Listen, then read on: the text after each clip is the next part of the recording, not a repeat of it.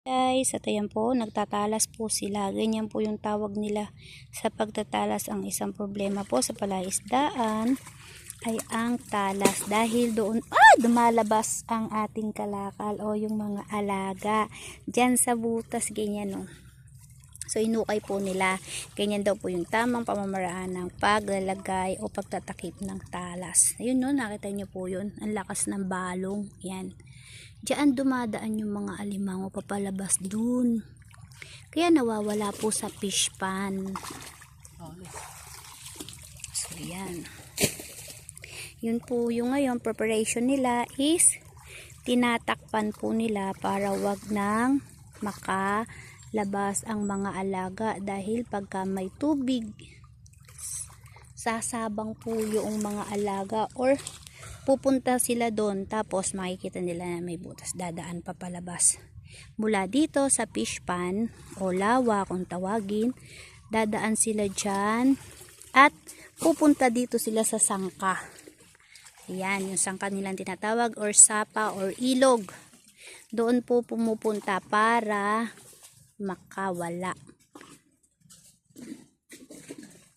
So pagka po ang talas ay paulit-ulit, kahit takpan na nila, paulit-ulit pa rin na mayroong tubig na lumalabas, ibig sabihin mayroong pong laman or mayroong alimango, either na palos or yung tinatawag nila na tinatawag po nila na kalabukab. Yun po yung malakas sumira ng mga pilapil or yung pinaka-bricks harang po ng palaisdaan niyang ganyan. Kaya, lagi po yung binibisita ng mga bantay. Yan po yung mga bantay. Sila yung mga bantay. Sila yung laging bumibisita. Nagra-round sila dyan. Umiikot sila dyan. Tapos titignan nila yung mga talas or butas para takpan. Kapag tinakpan nila at pagbalik na ng 1 to 2 days at meron pa ulit, ibig sabihin nun may laman. Katulad nung naipakita ko kanina, mayroong alimango. Yon.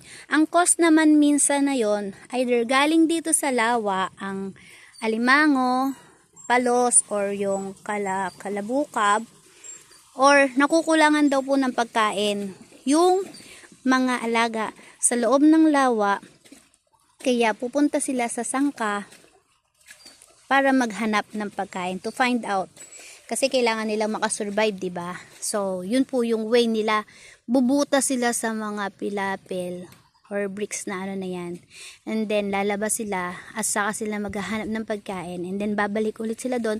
Or doon na sila sa mga lawa, sa mga pilapil na ninirahan para po pwede sila dito maghanap ng pagkain or pwede sila dyan sa labas maghanap ng pagkain. So guys, yun po isang sharing na nalaman ko po or natutunan ko sa kanila. I hope you like it. Don't forget to like, comment, and subscribe po sa nga hindi pa po nakasubscribe sa akin. Ito po ang inyong lingkod, Healer Antingera, Ria Parulan.